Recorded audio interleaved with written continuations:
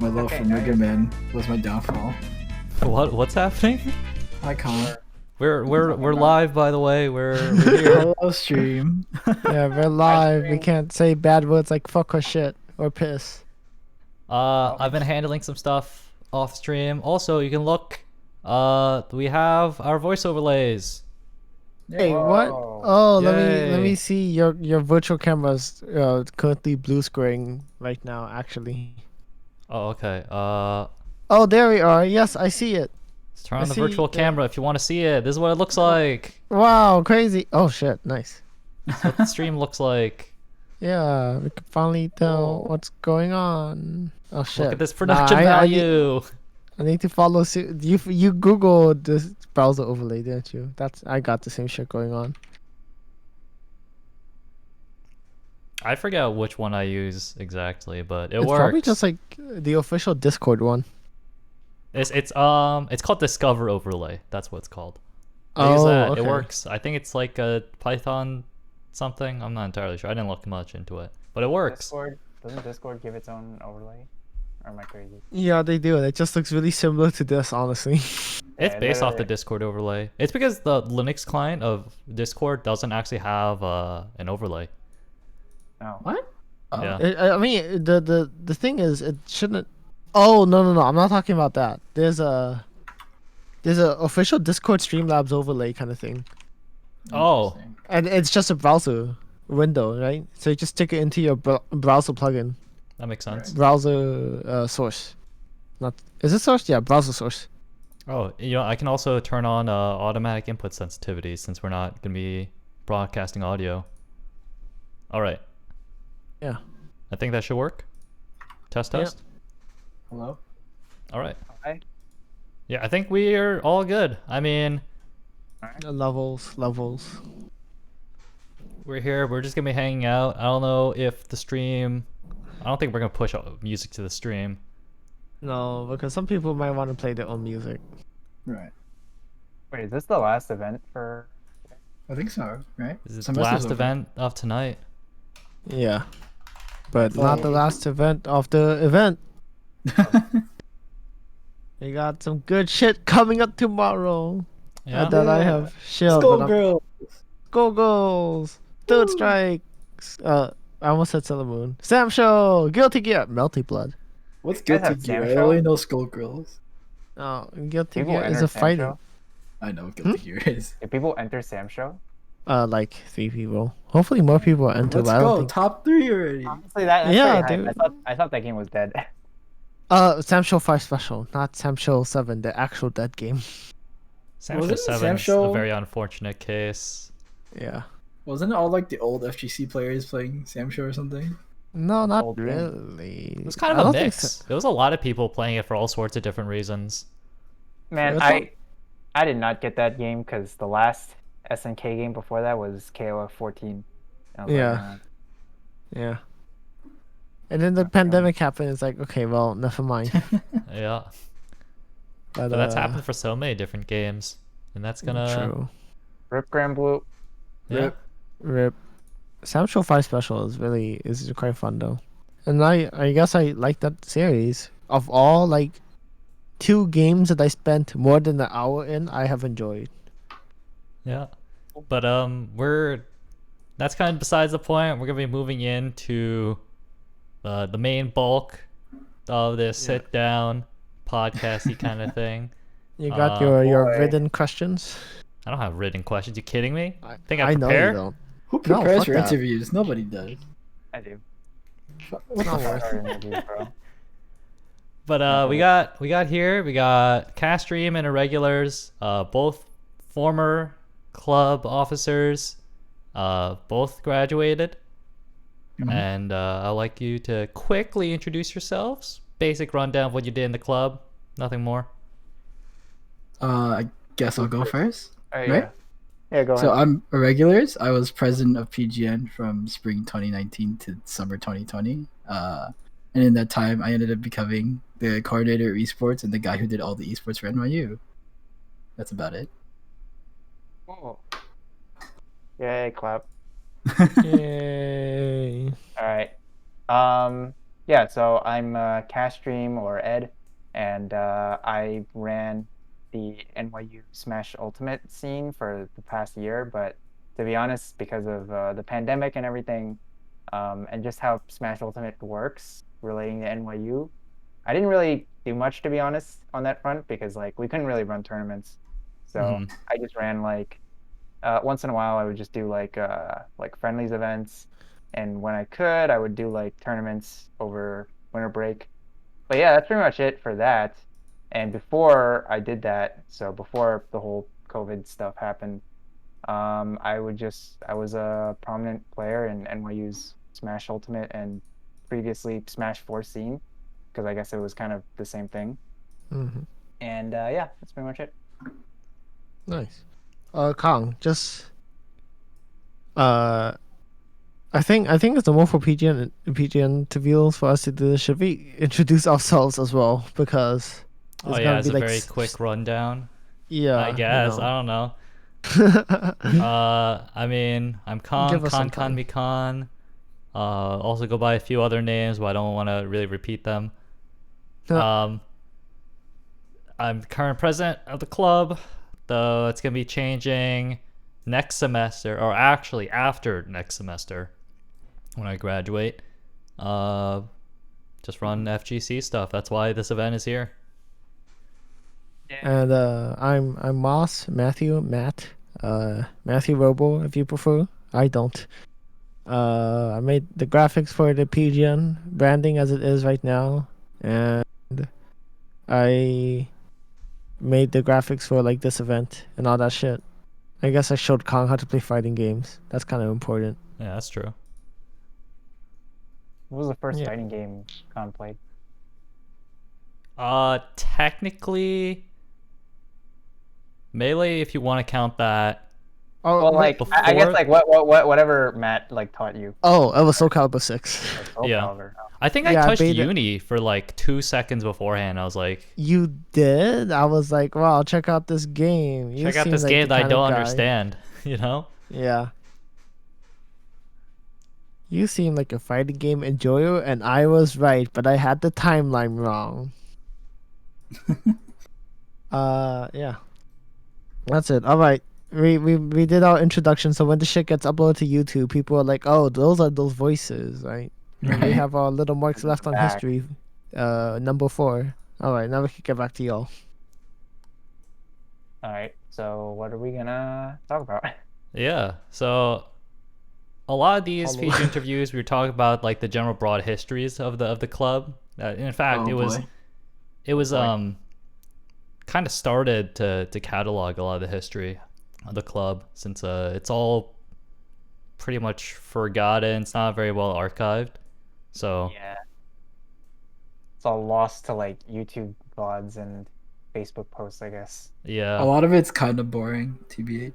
Well, there's I mean, especially if you go back to like Wildfire in particular, is like that era is crazy with Yeah. how much this club gets screwed over. Oh And yeah. honestly, in yeah. more recent times, it's been kind of stable. Sort of stable. Yeah, but I mean, there are definitely times in like 2019 where I think we were really close to disbanding as a club. Like in Huh. really, I mean, when I took over for the club that spring, it was just me. I was the only e-board member that one semester. The previous president, I don't fault him for any of this, but like the previous president was like planning on transferring schools, and like he didn't have time to really like make a new e-board, you know, and like pick up the slack and all that. And all the other e-board members just kind of up and left without any notice, you know. And there was a couple of times where the school kept telling me, "Oh, you gotta find an e-board," and I just had to resort to like getting like dummy e-board members from people I knew, just like telling them to sign up for a bit, and then I just had to like quickly hit up everyone I knew and like seeing who like ran each game at the time. Like, I remember scheduling meetings with like almost every game circle or game team at the time, trying to like see if they could become officers. But like the problem was like I think like 70% of them were Manhattan, so they didn't qualify. Oof. So almost there are a couple of times where like I just didn't have the e-board to keep the club running, unfortunately. Got really lucky near the end though. Yeah. Gaming persists. Game Yeah. persists, yeah. I Gamers prefer remember. Eternal. I remember talking to Sean, the Madman SFX, and the TO for the which bracket was it again? Street? No. Yeah. Marvel vs. Capcom 1. Hmm. I think he was telling me that like you scouted him to like get Yeah. as a dummy member, and he ended up being like the graphics officer. I was like, haha, that's funny. I have your job now. I mean, oh man. That time was like I was really desperate. I actually just started emailing the entire club, please join the e-board. Yeah. And there was like I don't mean to be mean about this, but there was a lot of people who responded who didn't know what they were getting into when I told them what was gonna happen and what their responsibilities were. And out of like the 5 or 6 people who responded, Sean was the only one who actually came through and like came to a second meeting and actually understood his responsibilities. And I'm very grateful that. Thank you, Sean. Yeah, no, he's cool, and I think what's nice is I don't think he was ready to be a graphics officer like I am, but Oh. he seemed to have he has his own thing now, right? And it's actually Yeah, pretty yeah. solid. I mean, at that time, we used to have a graphics person, right? Yeah. When I think it was the semester Binkabon. before. Was it Binkabon? Because she did the old. It was Big Bob, but it was also Mateo. Okay. Like I think Mateo did a lot of like the posters and stuff. But Binkabon definitely like Okay. did a lot of the really intricate stuff. Yeah, I all I remember is talking a lot of shit about the old logo, so I'm gonna keep it there. Yeah, it's alright. But like, yeah, Mateo told me he had to work on his projects and stuff. I was like, I understand, man. Like, Yeah. I understand people gotta prioritize their academics. So I was quickly like on the lookout, and I kept asking Sean if he was willing to learn graphics or do graphics, and he kept saying okay. And I wasn't sure if he was ready, but I was just hoping he'd pull through in some version. And I kept trying to like give him some resources, maybe try to like give him like a really quick like rundown on how to do like graphic stuff, even though I had no experience with it before. You kind of have to be into it. Guess who does the graphics for Sean? Yeah, It's one of those things that like you kind of have to want to do it, unfortunately. unfortunate. Because otherwise it's like you just kind of do whatever, and the first thing you see is gonna be good enough, I think, or either that or whatever you do is never gonna be good enough, right? Right. And I don't know. Honestly, I kind of did this on a whim. I think it was after Ring Kick 2020 when I was like, yo, I'm bored. Let's make a mock-up for PGN Blood Heat 2020. Yeah. And then I did, and that just ended up being our new logo. I mean, you and Khan approached me like, well, was it near the end of the spring or was it during the fall to become e-board, right?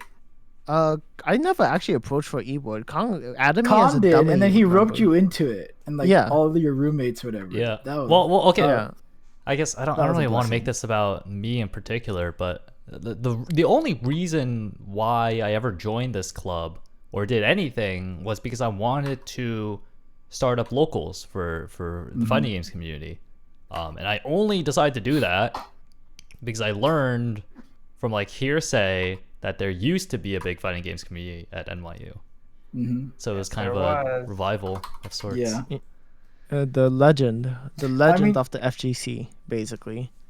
You came up at a perfect time because I was really looking to like bring that community back in some form. Huh. So like when you said you wanted to do fighting game, I was like, here you go, you become president or whatever. I was like, please save the club. It looks like it's doing pretty well right now, personally. Oh yeah, I agree. I think it's doing great, even in this like really bad in these really poor circumstances. Yeah. It's actually really cool that the club even like started doing fighting game locals, because like I always liked fighting games, but I didn't even know people at NYU liked them, you know? Mhm. It's like there's just not a thing. That's always been the case for a lot of games at NYU. It's just that Yeah, but fighting games are always like not that big, right? So it's not like Right. you'll just have random people just like talk about like fucking like Melty Blood as a in Right. comparison to like Overwatch or something, you know? right. Yeah. But I mean, it's the same problems as like a lot of the other non like big title games, like not League of Legends, not Dota or whatever. It's just like there will always be people who came up like there was always people who came up to me during my time as president who would like, do we have a team for this? Do we have a team for that? And I said, we have people who are interested in playing. If you want to make a team, go right ahead. And nobody wanted to like, put in the work for it. It was really unfortunate. It was just like there was huge groups of like people who wanted to play FIFA or like Rainbow Six, Overwatch, Fortnite too at the time. There was a lot of people who wanted Fortnite.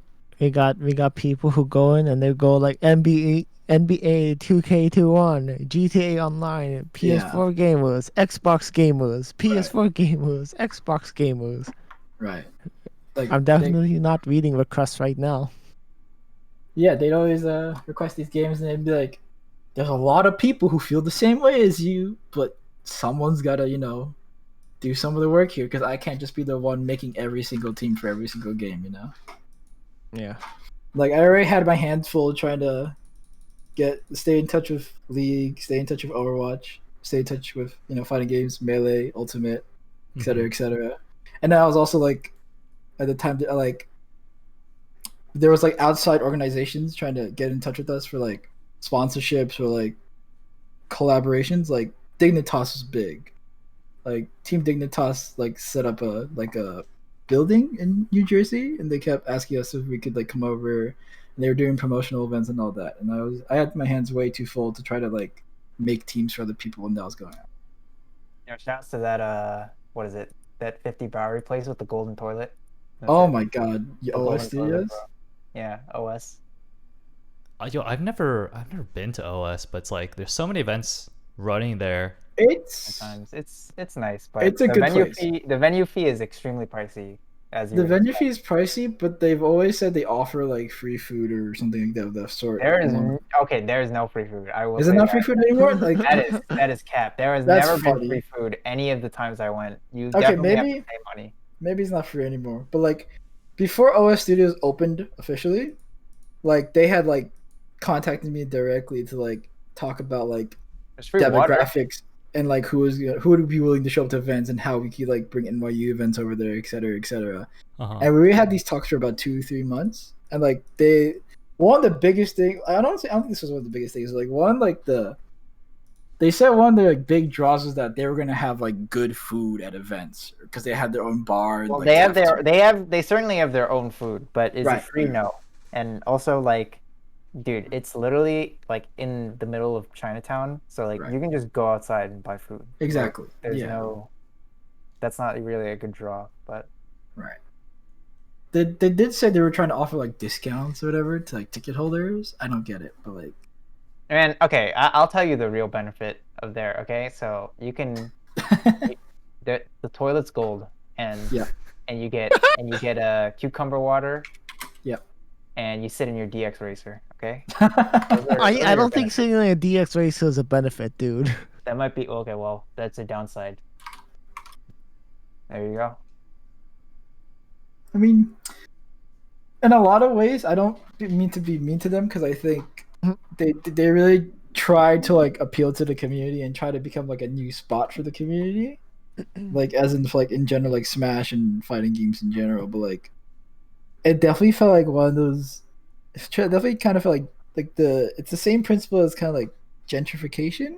I'm not sure if I'm right here, but like it really felt like that to me. I mean, that place, that hotel is literally like gentrification. You know that, right? Oh yeah. like so yes, it's not even. It felt like gentrification. Like it literally is. But you know what? Fuck it.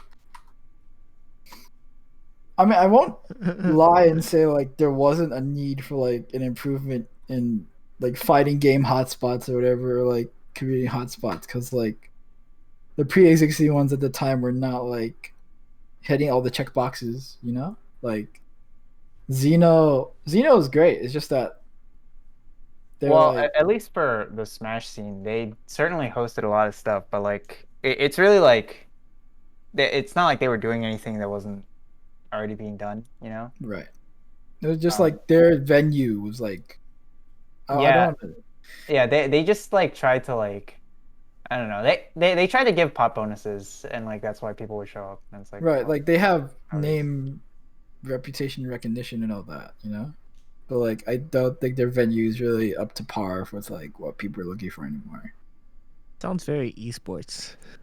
Yeah, I mean, OS very is also esports. pretty esports. They run a lot of stuff. You know, it's not like Next Level where it's all FGC and also a card store.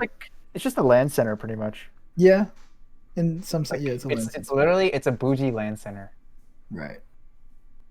Yeah, there's just like no other like place that really like can appeal to like FGC Smash hotspot other than like Xeno, Next Level, and probably OS at this point. I guess like Waypoint too, right? But like I don't think Waypoint's venue is also like hitting all the checkboxes for like a hotspot. I've never been to Waypoint. I don't know what that is. It's The LAN center, I think. it's a PC cafe that Yeah. doubles as you know, a cafe. They have like, you know, rental stuff like rental gear and rental consoles, whatever.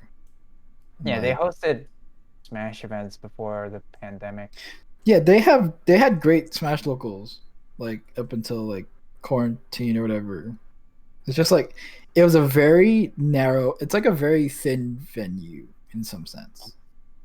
Then okay. Kind of like I've what's never that been, arcade? Can't say. I don't But what remember. arcade? I don't remember. any Chinatown arcades. Fair. Oh, Chinatown it's- Fair is so narrow now. It's That is- super narrow. I mean, Really? that's not like a FGC place. It's No, not. it's not. But when I think it's about 100%. You just go some, there. You like, play Ubeat. You play Sound Voltex. You play what? You there's play nothing Pump. else.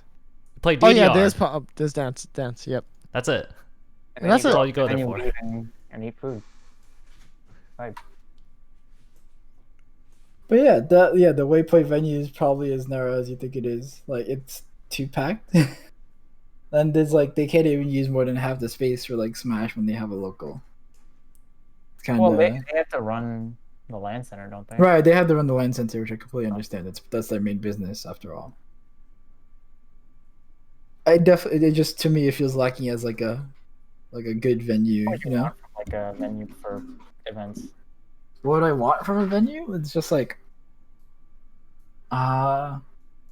like obviously it has to be in a central location. I think OS does a good job of that. I also think it needs space. OS also does a good job of that.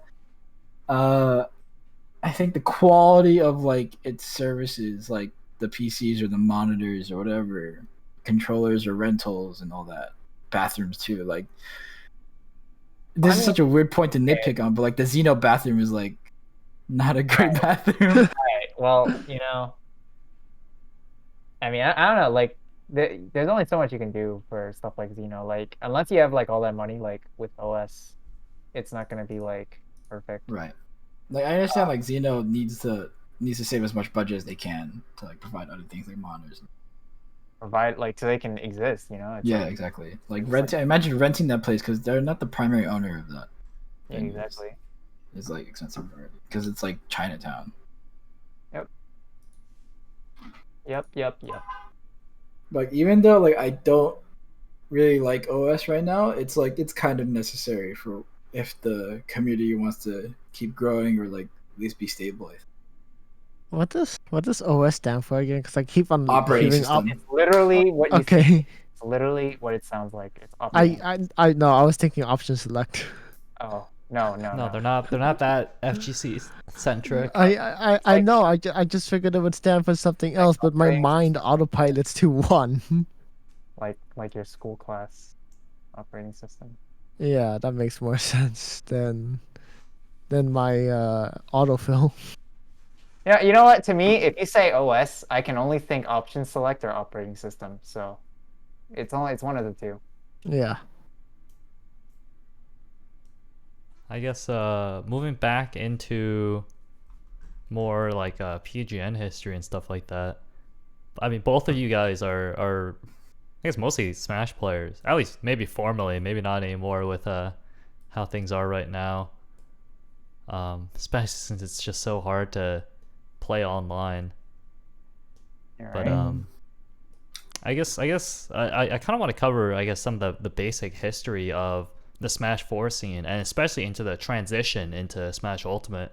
So I remember, I still vividly remember the release night of Ultimate and being in the dorms and playing that day one.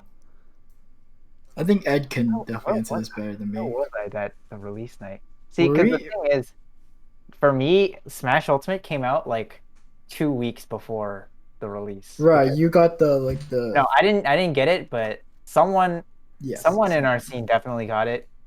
I think it was Alex, and he like hacked the Switch, and he just brought it there.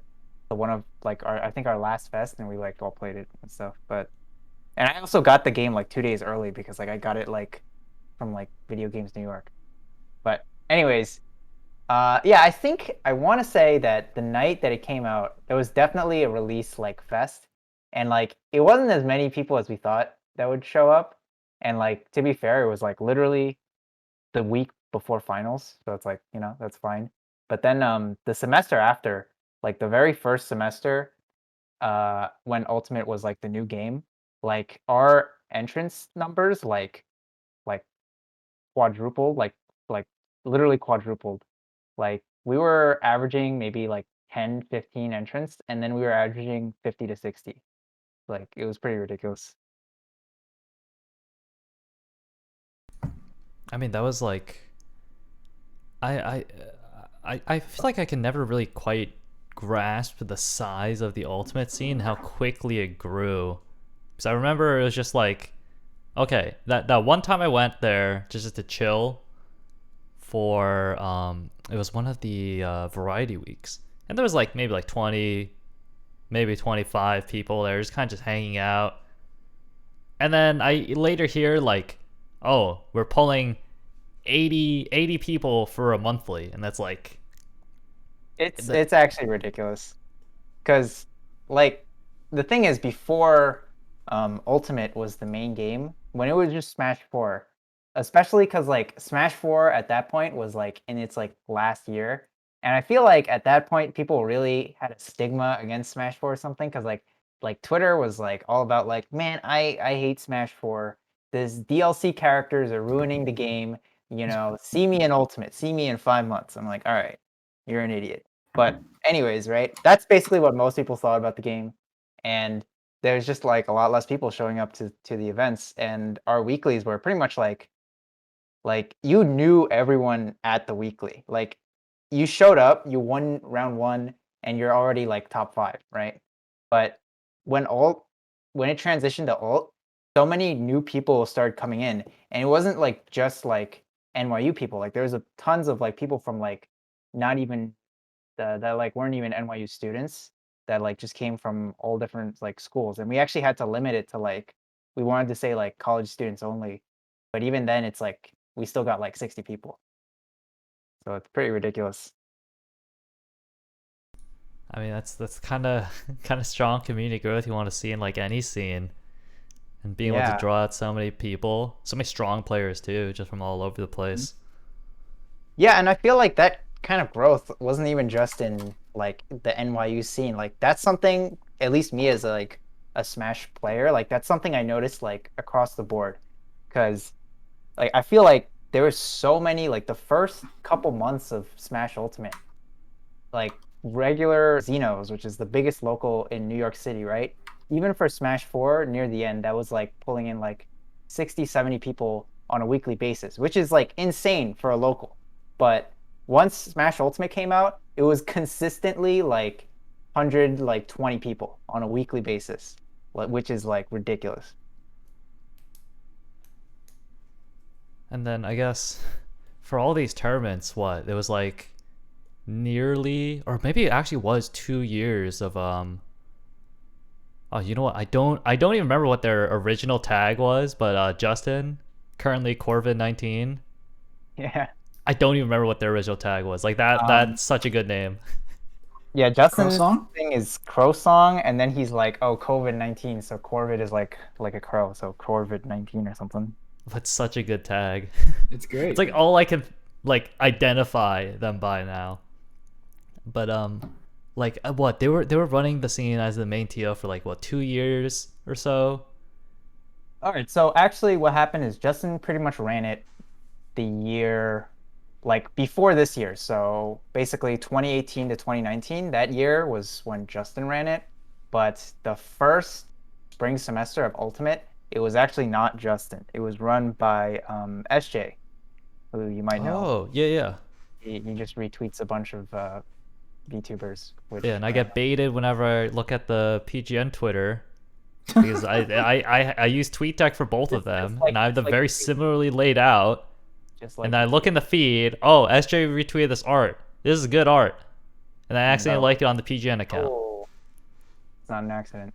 Oh, But yeah, SJ ran it for like 4 or 5 months, and then after that it went to Justin. But I think between SJ and Justin, the events ran pretty much all identical, outside of like maybe the Twitch emotes. Like the one change was the Twitch emotes, which I will say SJ did a much better job with the Twitch emotes. But yeah, so that's why maybe it would seem like Justin ran it the whole way through, because like I feel like it was just pretty consistent. Mm-hmm. But I mean, they graduated. I remember they graduated what, like about a year ago. Yeah, so Justin graduated last year, so 2020, and then SJ 2019. And then I guess since the scene has been transitioned to you, you had a really literally you had couldn't such a even crazy comment. transition. Yeah, was like- like it wasn't even supposed to really go to me. It was supposed to go to like me, and then like a bunch of other people like Zay, and then like Caleb and like Colin. So like we all kind of did it, but then like none of us really knew what to do for like all of like last semester, because we couldn't even host tournaments, like because of there was a whole issue where, for those who don't know, like the way Smash Ultimate works, just the netcode does not function with NYU's networks. Like if two people are living in dorms, they cannot play each other, which is ridiculous. But we just couldn't run online tournaments, so we just did not know what to do for that whole semester. And then eventually, like I didn't really want to take over, but like I was already streaming, like because we did a couple of things for what is that called, the collegiate, like because we played in some of those collegiate tournaments, and I already streamed those. And then I already hosted some tournaments over the winter, because like I was like, yeah, we got to do something. So I just decided, whatever, like I'll just take over and I'll host events. So I just hosted Friendlies Fest from there, because like that's pretty much all we could really do. It's been a rough time, especially, I mean, it's been a rough time for so many different scenes, but especially with Ultimate, it's got like the double whammy of, well, our netcode is trash, but you also physically cannot play it. Yeah. So it's like, yeah. Recently, there has been like the solution people are doing is they're emulating the game and they're playing with each other over Parsec, which I mean, I guess it works okay, but obviously that's never gonna beat like a real, like coded rollback netcode, you know. But it's still closer. Like that's what a lot of fighting games have been doing, like Soul Calibur. Yeah, I know, like DBFZ does that a lot, where they play on Parsec, because they're like, all right, I'm gonna run these Parsec sets or whatever. And it's also big for Marvel, I believe. Yeah, so. Marvel 2. I think Marvel 3 as well. Yeah, Marvel 3, yep. I think Marvel 2, they do it over I think Marvel 2 has rollback. No, it doesn't have rollback, not yet. Well, I think it has rollback if you play there's like a Dreamcast, the PS3 version. Oh. Yeah, isn't there netcode on like a Dreamcast emulator or something? It's still like ultra optimized delay. Oh, okay. We don't have rollback yet. Oh well. On Flightcast? Not yet. It's in development. Yeah, it's in development. Yeah, that's just that's how it is. Isn't it? I feel like a lot of the fighting games are like in that sort of limbo, aren't they? Like rollback or not, no rollback. Like, dude, like this is like rambling, like not even related to Smash, but honestly, like a lot of these like fighting games have no rollback, and it's like it's ridiculous because rollback has existed for like 15 years, right? Yeah. So it's like literally until a global pandemic started, that's what it took for people to say like, all right, let's like get our shit together. And that's what it took for Japan to get their shit together. That's honestly, true. Western developers have been kind of on it for a while, or for a few years now. Yeah, Western Google's it's true. Yeah. Yeah, but it's like a lot of like the big, like the Japanese titles are like also they're just also the big fighting game titles, you know. So it's like Hmm. those are just the games people are playing the most, and like they just don't have good netcode. So it's Yeah. I mean, Mortal Kombat is bigger, but it like doesn't really appeal to the FGC major. They're a kind of like weird. Smash in that it's their own bubble almost. Yeah, it's like the NRS games. That's what people say. Hmm. Yeah. I've never tried a NRS game, so I honestly don't know. But when I Uh, watch it, it just looks ridiculous. Yeah. One thing that kind of shocked me is whenever I see like the fatalities nowadays, it's like, wow, this is actually kind of disgusting to look at. MK11, I think Always. it's It's disturbing. too bad. Like, I Yeah. always thought it was disgusting. It's Wait. funny like Mortal Kombat 3 where it's all the rotoscoped graphics and it's like yeah, really cartoonish, right? yeah. But now Yeah. Super realistic. People are just dying. it's Gory. horrific. Yeah. And they also like they like study like anatomy and stuff, so it's like accurate to like what it would like really look like, which is like, oh, Yeah. that's like scary. Uh NRS. Yeah, that's certainly a company. I mean, I guess that's sort of like the natural progression of the games, like 9, 10, 11. You know, Yeah. like it was bound to eventually get to the really, really goriness. There's been a Yeah. lot of pushback for it, so I don't. This MK as a franchise is so big, it'll probably live in, perpetually. It's fun. It's done by Warner Oh Bros. god, They have what? so much money. Like Well, they, even Mortal Kombat itself has money. They're like the most popular fighting game franchise out there. Right. They're just oh really? I mean, think, yeah, yeah. they have movies and stuff, right? Yeah, they Yeah. do. Yeah, I guess the But thing is like you always hear about Mortal Kombat from like casuals, right? But like yeah, you'll never see like a casual player like just talk about like Guilty Gear. yeah. I don't think that's entirely true. I think Guilty Gear has a pretty big fan base, just not that big. Yeah. But like in the wild, if you see someone talk about fighting games, they're probably talking about I Mortal think it'd be Kombat. Mortal Kombat. That's Mhm. Yeah. And then they're But gonna be like, yeah, we have a block button.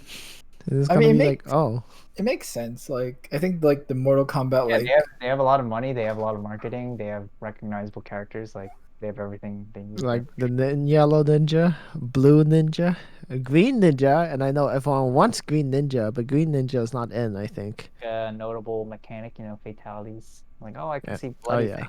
Whoa. I mean, but like I'm sure like a lot of the controversies surrounding like Mortal Kombat have like made it to like the public, like like Controversy. thought Dude, space or whatever. there's Yeah, always gonna yeah. be controversies. That's not gonna stop people from buying But them. right, but I feel like it makes Mortal Kombat the most exposed to like casuals or whatever, or Mhm. people who don't even care about fighting games because it makes it to the news, and we Yeah, don't. I mean, even back in its inception, it was already controversial because it was ultra violent and quote unquote realistic because it, had rotoscoped FMVs. I think if they knew what it would look like nowadays, I think history would have been pretty different. Just in terms of like rating systems and everything. Hmm. Yeah, but I mean, it's also like nowadays with digital distribution, it's really easy to circumvent any kind of Yeah. age ratings. Oh, I dropped my pencil. Ooh. There's Man, also like you don't hear like oh Eunice made the news because they have like underage fighters or whatever, Thunder Knight is never making the news for anything. Exactly. I'm sorry to say that, but Like they don't have anything absurd enough for to like make the news. Imagine if Arcana Hearts hits the news. See it on Fox News. They're talking about this game encouraging pedophilia. look, Oh if my anyone, I honestly like, even me finding out what Arcana Heart was when I was like 16, I'm like, dude, how is this like, how have people not gotten banned for playing this game? That game used to be at our Chinatown Fair. They used to have a cab there way back. Oh shit. Well, I know there's like actually a pretty like, they're like passionate I- for that game. So I own 3 Extend. I'm still looking to find someone I could play with. Oh no. I have someone I could play with, but she but I don't know. We haven't been available at the same time to play that game because Matt, whenever we're gonna lab that game. When you come back, we're gonna grind it out. yeah. We're gonna see how stupid that game is. Yeah, no, the person I know is like from like NorCal. So apparently we're close enough to actually play that game online. And apparently the extends netcode has gotten better than Love Max 3 6 stars, right? Like not as good as Voback, but apparently just like smoother delay based. I genuinely want to see what that game has. There was a lot of words that I didn't understand except for robot. I Uh, know Love Max 6 stars. okay, they've released another expansion that improved the netcode and added 2 characters and added an extra thing. Well, to be honest, I don't know any of the characters anyway, so that Oh means yeah. They have an underage shark girl and someone that kind of looks like a Nazi, I guess. What the hell? I don't know this I other think character. I don't think she looks like a Nazi, but she has like the uniform. It's like a coat and everything. you gotta calm down. I'll I find mean- a picture. No, don't find a picture. It can't be that bad, can it? All right, but moving Can it? back on towards like the PGN history side of things, I guess it's just there honestly isn't a whole ton much to really talk about in terms of the really recent history, just because there unfortunately just haven't been much going on with Ultimate. Right. But I guess kind of looking towards the future of it, it's looking like, since next semester, I'm personally still very cautious of the idea of having, club events. I kind of ride it out for a couple of weeks just to see if Right. there's a reversal in policy. Yeah. I think I'm kind of just hanging it over to Caleb and Colin, who's like another like guy who helped us run events. And I think I kind of want to leave the judgment up to them because I think by then, who knows what weird policies NYU is gonna have with like hosting events and renting out rooms in U-Haul and all that stuff. So I think you Oh, just play it by feel, I guess. don't get me started on hosting events. Yeah, I mean, especially now, like, because like next semester is gonna be like the first semester back. They're probably gonna be some weird restrictions or whatever. So who That knows? was such a pain in the neck before the quarantine, though. Trying to host events, whatever. Wait, what do I you mean found by the that? character. So okay. Oh man. Even during the spring, I was at least trying to have events, for to Yep. keep the club going because you need events, you need attendance, you need like numbers or whatever to stay alive as a club. Mhm. But also, like part of that was like also like trying to have Manhattan events because like a majority population at that time was Manhattan, like Yeah. League of Legends and all that, right? Yeah. That was just like a big problem was as being a Brooklyn club was that a majority of events per month had to be in. Right, so for every one Manhattan event, I'd have to have at least like 2 Brooklyn events, or whatever. They actually made you maintain a certain ratio. They made me maintain a majority, not a ratio. Okay. So I could probably run like 2 Manhattan to 3 Brooklyn or whatever, or like 3, etc. As long as just 1 less or whatever, or 1 Right. more. But we were a bi-weekly club, so we really only had like a space for 1 Manhattan event a month, right? So the timing was okay given the Brain league. is to rent out both venues at the same time. Right, Big Brain is at both venues at the same time, but then they ask you, "Hey, have you run more Brooklyn events this month?" And you have to say no because you run both. I got this venue. I got this room in Tandon. I I ran mean, it, and look at all this attendance. Come on. that did happen a few times in my last year where we just had like the league event and then we also had like a Smash local or FGC local going at the same time. Just take the attendance. And I actually had to go from Brooklyn to Manhattan just to watch it, like say hi to both events or whatever, make sure that everything was going okay. It was a bit of a mess, but like I think those were like that was when like the club was starting to really pick back up. But, like Yeah, I just, mean, I guess the good thing about because the Smash Club at NYU has never been a club, we don't really have to worry about things like that. We just literally just get one of the rooms in U-Haul and we just ran a tournament. right. It was always like since you had that like what was it deal with the dorms or whatever beforehand, it was easy, but just like It was like you guys were kind of treading like a thin line with like the administration over like eventually like you might be kicked out or whatever. Like if they tell you to stop, you really have nothing. Like you have like That's true.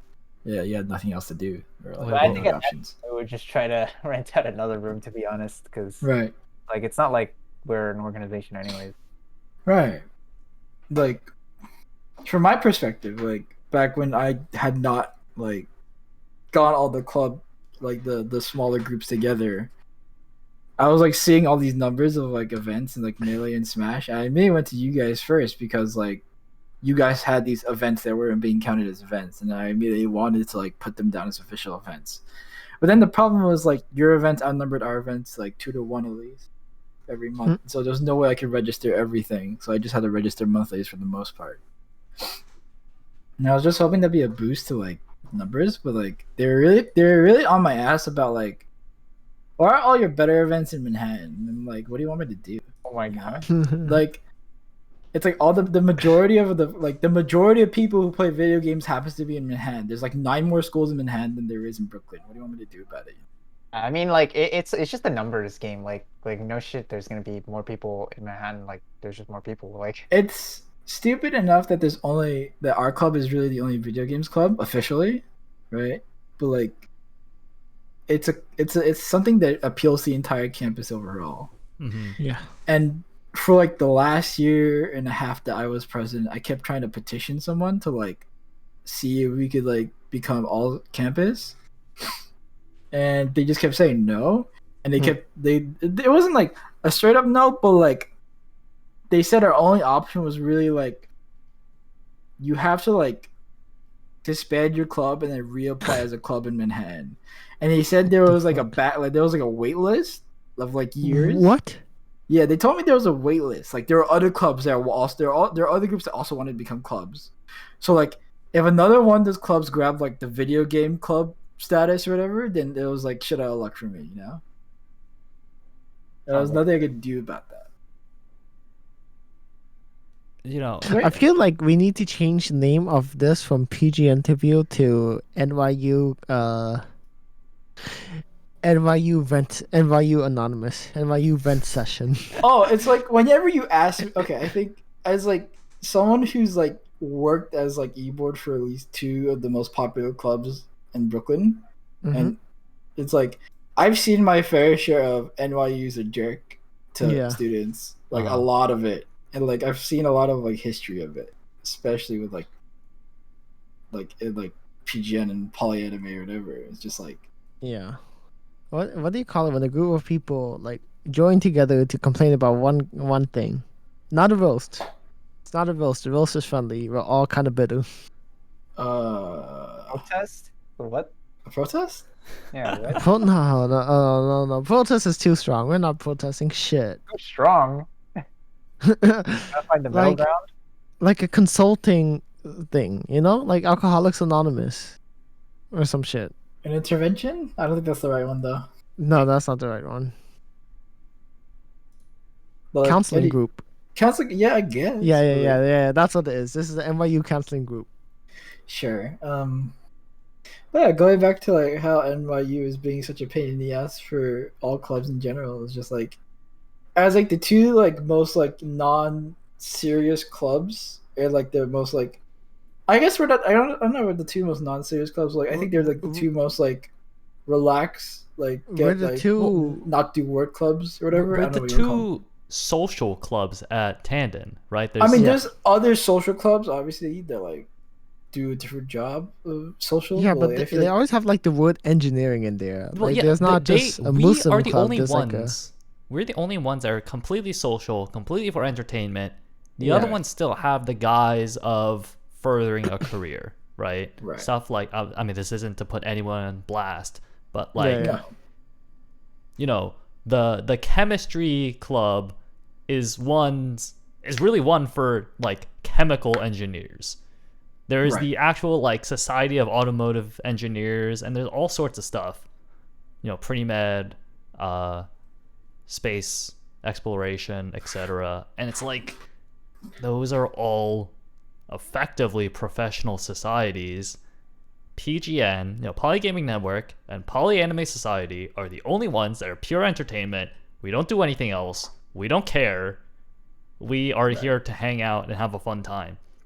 And it's just in such stark contrast to everything else that's trying to at least be somewhat serious. And I'm not saying that what we do is not serious. I'm not saying that what we do is not important, but that seems to be the general treatment because we're entertainment groups, effectively. It's kind of fucked up because there's like a cheese club up north, and it's like, well, why can't we be lumped in with the folks like at the cheese club? Unless they're a culinary school, apparently. I mean, cheese is hella good though. Yeah, you just don't like cheese as much as they do. I mean, I think I it's love also, like, cheese. the part of like some professor who has their like out of guilty pleasure of cheese really wanted a club, and so they have that kind of special backing or something like that. We have that's the fucked up thing though. Is we have a game design school, and yet it kind of feels like game design. Yeah, actually, yeah. I never thought about that. Like NYU's game design program is like really rigid, and there's like no NYU esports club. They have a Weird. unfavorable opinion of esports, unfortunately. Well, I think there are people in there that are interested in the idea of esports and would like to see more of it, but I think a lot of the administration, at least during my time like studying game design, is just like does not look at esports in a favorable light. I think they do have events that like are very in line with like the idea of esports. They literally have esports events. So they literally have esports event, right? Spring Fest, whatever. Yeah. But like they don't want to like, I don't know. They don't want to like try to expand esports any further at all. Even though I think it's like one of their biggest like I think it's one of the things they're most known for in general amongst like the outer non NYU community. Well, it's also like they literally get money from the Evolution Championship Series. They've gotten huge if you subscribe on Twitch to Evo, they technically do get a portion of that money. And they've gotten they have an Evo scholarship program from donated funds from I'm pretty sure it was Daigo. I think it's only Daigo. I'll be honest. Who's that commentator that like got like a thing to like study at it? To study at NYU? I don't know. I don't know off the top of my head. He was that head. guy. He was that commentator, that like Street Fighter commentator. Everyone hated him. Oh my god. I forgot. That could also be like anyone. No. He was that guy. He got on the mic, and you were just like, this guy does not know what he is talking about at all. That could also still be anyone. Yes, that could also be. All right, it's not James Chen. Okay. It's not James Chen. We're narrowing it down. a bit. Okay, that makes it a lot smaller. Oh my gosh. I can't think of I don't know enough about Street Fighter. I know what he looks like, but man, I forgot his name. Okay, but yeah. well, describe him. Well. Go ahead. Well, he's ignorant, like. He's like, well, I mean, the point isn't to put them on blast for it, but like. No, let's do it. Let's make some beef. We need to become famous. GameFAQs SF4 commentator tier list. All right, he's got to be on here somewhere. Oh, Ski Sonic. Oh, Ski Sonic. It's Ski Sonic. I'm pretty sure he got that scholarship, got that like Evo scholarship. Oh my god! I've like never actually listened to Ski Sonic. I know of Ski Sonic. Oh though. My god, that guy would he would just make up stuff like about what's going on. It's ridiculous. Is he still active? No. No. That's Ski Sonic? I did not think he would look like that. I honestly thought Ski Sonic would just look like Sonic Fox. Yeah, thank God. Like, oh my God, this guy's commentary was terrible. I'm sorry. Like, no offense, man, but what were you talking about? So this guy got a scholarship for commentating. Apparently so. Yeah. All right. You're putting this guy on blast for commentary that was done 10 years ago. No, 5 years ago. What? He got money for it. Like what? This is like this guy's like career. It's just like feeding misinformation to people watching the stream. Like Yeah, I mean, like going back to like the game design and esports. I feel like wasn't like the game design department like the host venue for a lot of big events before. Um, Well, they always I had a mean, bunch of events in Magnet, so Yeah, yeah. Magnet. I do. I like. I still watch that one like Smash montage where it's like M2K versus. Am I allowed to say his name anymore? I don't know. Zero. You're there allowed was to say his definitely name, but like you're we used to also allowed to have talk mad Spring shit. Fighter. Spring Fighter used to have Smash. Well, actually, Right, but like there we was this did. one event that was. I think it was Nebs. I don't remember. No, But it was just like, I just think, I mean, it is definitely hypocritical that they would say they don't like esports, and then they're like, yeah, we like esports. Like, come on. or like it's not. It's not. I don't want to say. I'm not gonna say that because I've never heard it come out of their mouths that they don't like Dude, esports. Carol, our games 101, the lead professor, okay, I saw him in his office watching Street Fighter 5 during like when Street Fighter 5 was awful, right? Like that game Right. was down bad during that Right. year, and he's still watching, like he's still studying the Dawson bots. I'm like, man, you love esports. Don't lie. It's He just that showed he showed a season 2 Balrog clip in like our class. I'm like, come on, man. it's What just are that you doing? historically, the game design department itself. I'm not gonna say who is responsible for the decision, but like as a whole, the administration has always rejected our request or like or any inquiry into like collaborating or like having some sort of like a sponsor event or like some sort of like event with their backing. You know. It's kind of they've actually kind of been relatively friendly to us. Like at least I've asked to chill during Games 101 lectures, and they were like, "Yeah, let's go. Yeah, you could chill," and we did. I know that's not much. Is the Games Uh, 101 professor still Jesse Fuchs? no. It's Frank Lance It now. was Frank Lance, but Frank Lance Lance now? has left as the head of department. Oh, Oh, okay.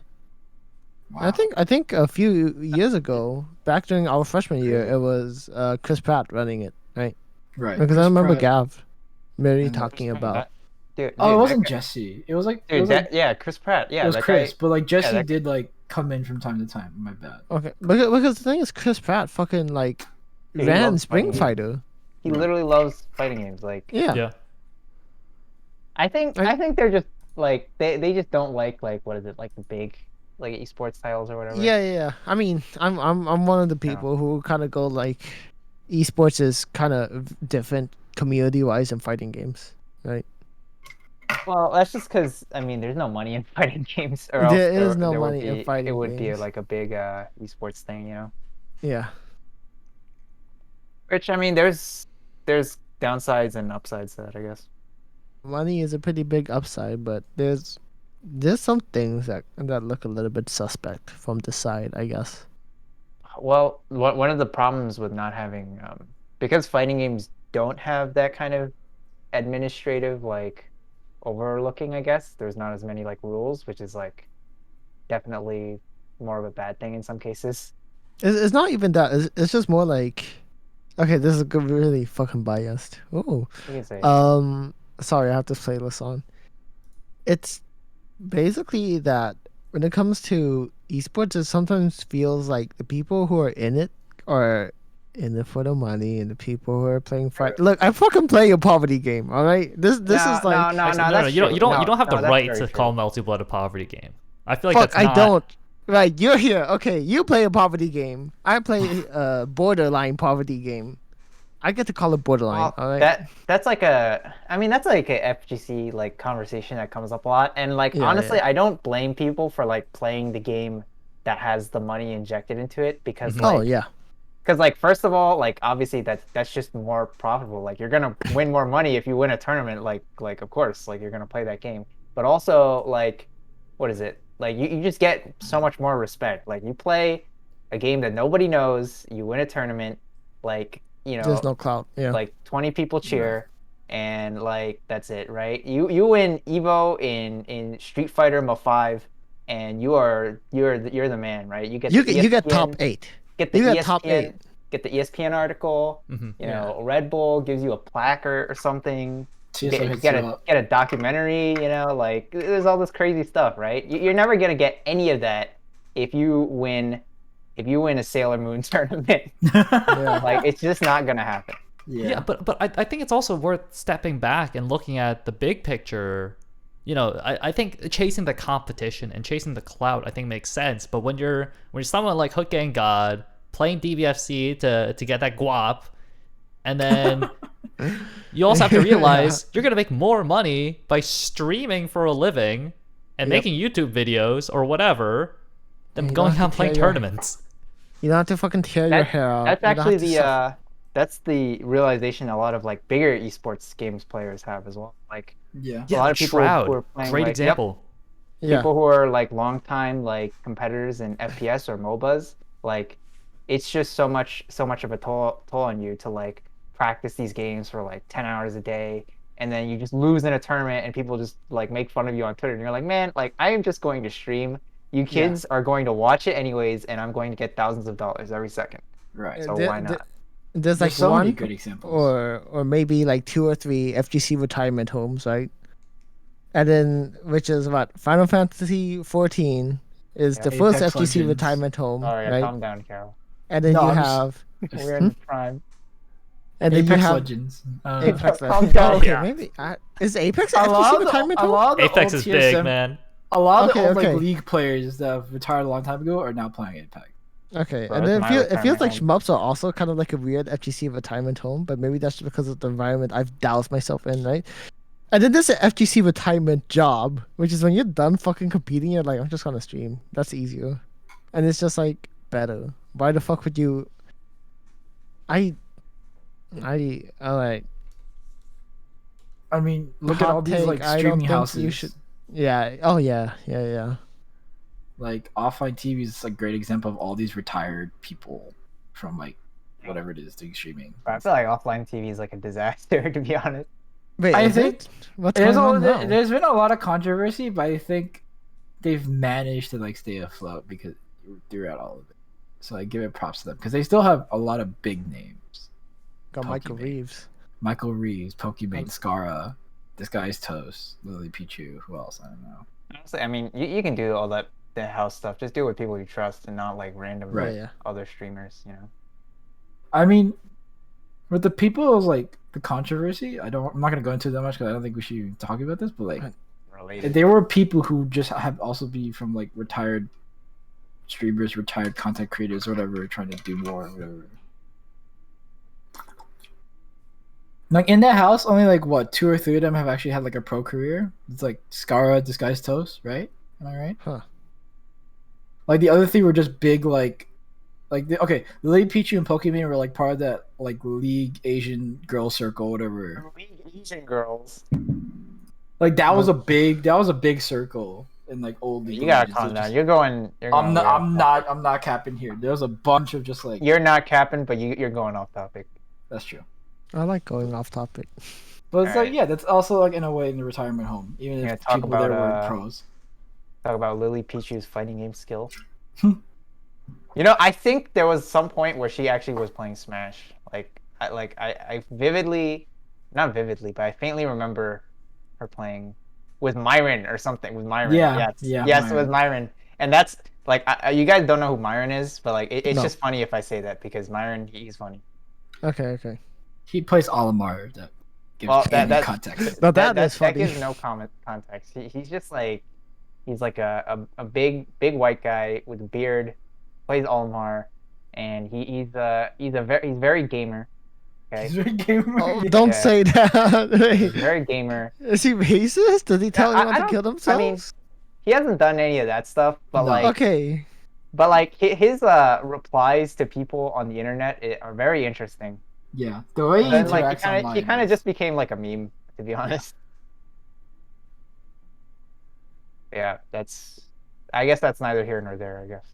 No, but Fair. I love hearing gamer tells. Well, no, I mean like going back to the idea of just like what's the point of competing Myron. when content creating makes more money? There's this sort of dissonance. Is that the word or like Dissonance could be the right word depending Like, on what you or follow like- up with. incompatibility of like money and like competition? Well, because here? the thing is like, I guess the problem is like people get into it because it's fun and they like playing the game, but then Right. at some point, it's just not even fun anymore, or you're just playing, or you end up going to the game that you don't even find fun. Well, it's the problem Something is like just that. that kind of stuff is making money is something you do, quote unquote, on a regular basis, right? Hopefully, Yeah, you don't win competitions that often. that's true. So it's I think the word you're looking for might be antithetical or something like that, right?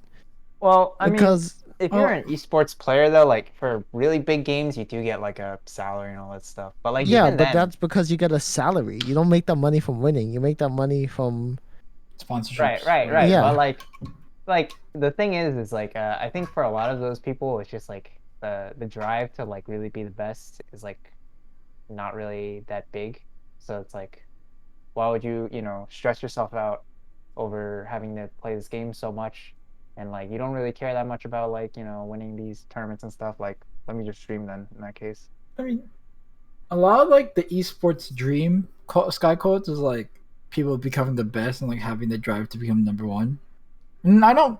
I think there are people that are like that. I It's just think I that think nowadays, Yeah, to yeah, be yeah. honest, the esports dream has literally shifted to becoming the best, getting clout, and becoming a streamer. Like that's literally like I think that is the esports dream now. Like at this, it probably is. It's the realist. It's not. It's not the dream. It's like the end goal. no, It's I like think that is literally the I dream wouldn't now. A call lot it of a people dream. do I that wouldn't call it a now. dream. I'd call it like.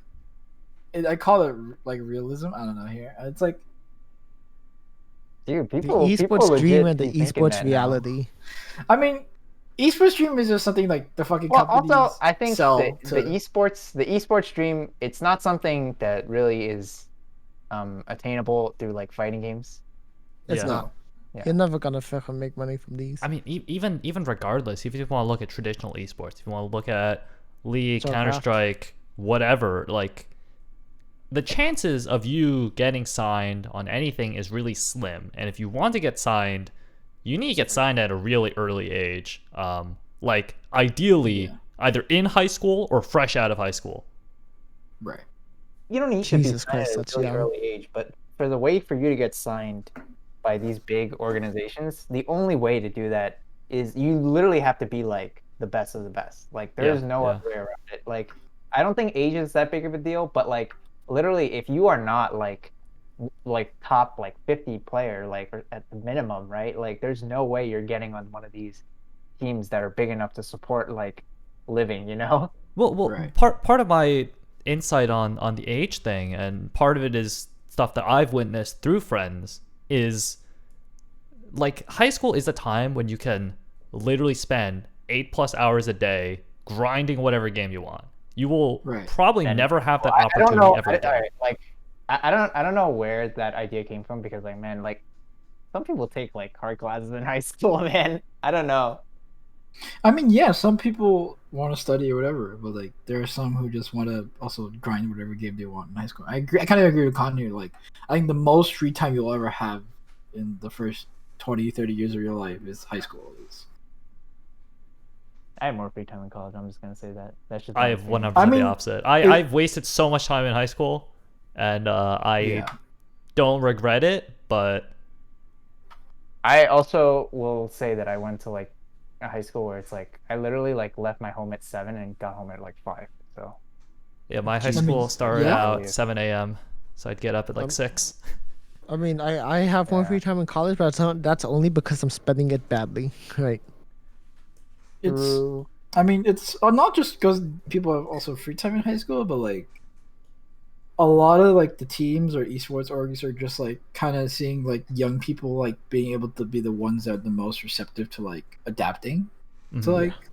like new metas, That's new also games, like new the biggest patches. like yeah, I also think that's like really stupid because like just because you're young doesn't mean you're just gonna be better at the game, you know. Oh right, I agree. It's If just but anything, like it's actually I think it's usually the opposite because like the people who are older, they just have more experience playing, so they're just better. yeah, I generally feel the same way, but it's like League has like shown like the complete not the complete opposite, but like there's been a lot of examples of just like old players just like they're just there for the job, they're not really there to compete anymore. Like it's just like Because I think that's less of a case of old players are worse and more of a case of like they don't really care that much about like being the best anymore, you know? Because like if you're an old player, you've probably been in it for like maybe a decade or so, right? Like Mhm. At some Fair. point, you just don't have that drive. There's also like a lot of the young players are also stuck in like the academy league or whatever. Like some do like. There's been a lot of like I don't know if it's controversy, but like discussion about like the academy league in or the academy bracket and league or whatever, right? Because like it feels like because like a lot of there's been a lot of like news lately, or not I don't say lately, but like over the past year, just like really tenured league players like just like making big like money, and like they're sort of complaining that they don't want to fight for their position amongst like the new blood because then their teams could just hire like new players and then they'd be out of a job instantly or something. I don't remember what it's all about, but like some problem with the league structure, competitive structure is just like not really compatible with like the young and the old or whatever. There's a lot of problems with that esports scene right now.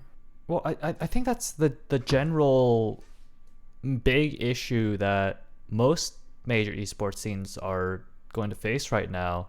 League, Counter-Strike, Dota, whatever, is there needs to be a continual integration of new talent. And right now, most of these games have only had like 2, maybe 3 cycles at the very most. And there's just no good pathways to even start competing as a new player that wants to become competitive. And even if you are at this like new blood level, the vast majority of them aren't going to be signed on like a T1 org. They're not going to really be able to do much at all until there are new openings. Right. I also think that's only really the case in North America, maybe Europe. Well, I mean, maybe I don't have enough insight, especially Yeah, for I stuff like don't. League, but Right. I don't have enough knowledge of what's going on in like the East, but like there's the East, but like it's like a lot of there's also been like some You're in like uproar. 20, you try to be a pro fighting game player in Japan, and then you get fucking beat by a 40-year-old with like a wife and kid. Yeah. It's I great. mean, I just don't think anyone should ever really think about becoming a professional fighting game player personally. Well, I think I don't professional think anyone tries to think that. I think usually what happens is you just play it enough, and then you're like, well, I'm pretty good. Ah, And that's usually how it starts. I don't think professional fighting game player is like a viable career. Like it's not. another point of like the esports stream is just like once you like start to like make that time commitment, then it actually becomes like you gotta like have some sort of income. And if it means you have to do it off esports, that means it's not really viable. Things are all like very nuanced, and it just depends from game to game, and also like, everyone's situation is like different, right? Right. So But like for fighting games especially, like yeah, no. how do you make an income off that?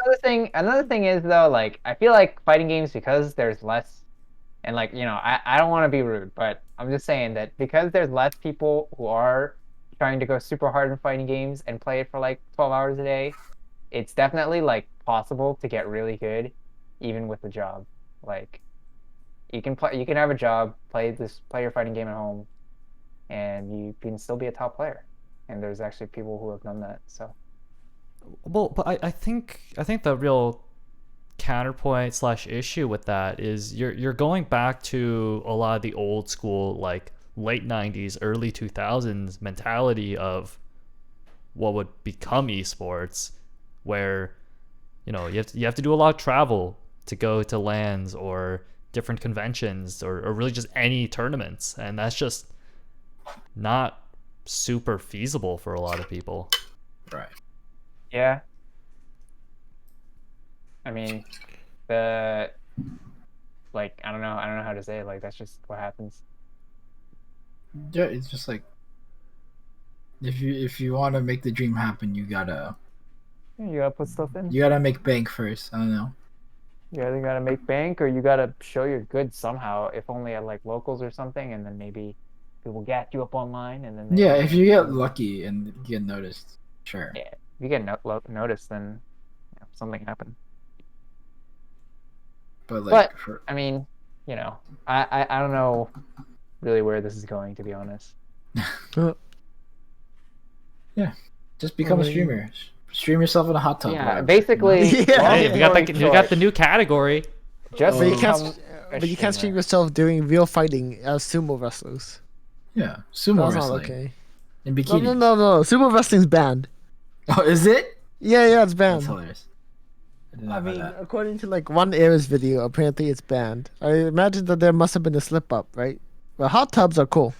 Yeah, hot tub streaming and people with really skimpy outfits are totally okay. If they did sumo in a hot tub, very legal. People should not be punished for other people viewing them as sexually attractive, apparently. Which I agree with, just that out of context, that does not make sense. The wording of that is The wording so, is so stupid. odd. It's kind of insane. Of course, because like there are gonna be streams that are too like inappropriate to be on Twitch or like for their TOS, but like technically they can't be banned because they should not be punished for being viewed sexually. I feel That's like the entire nature of said stream. I feel like Twitch has backed themselves into a corner just by like killing off Justin TV. They could have just Yeah. kept the floodgates closed, kept all that stuff over at Justin TV, and kept Twitch just games, just stream gameplay, nothing else. Or Amazon should go buy out fucking Chatterbraid if they haven't already. That'd be hilarious. That would be hilarious.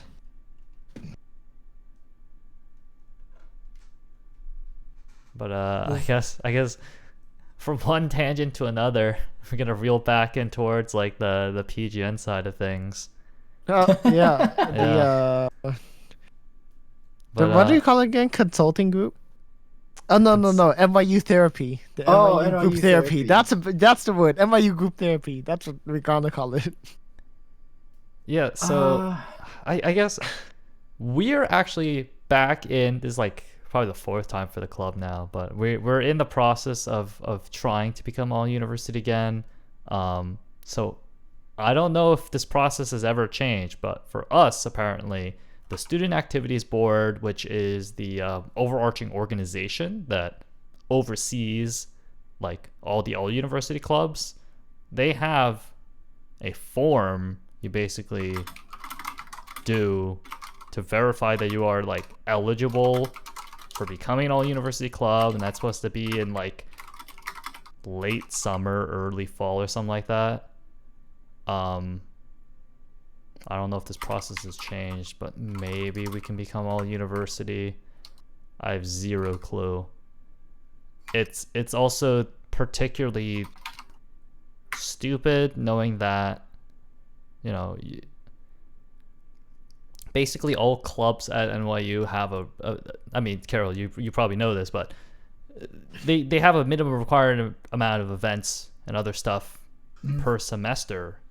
And there's a ton of clubs that just haven't had this for the past year. Right. And it's like, oh, I guess no one at NYU wants to uphold these rules, even though they said they would be enforcing them. And, well, Right.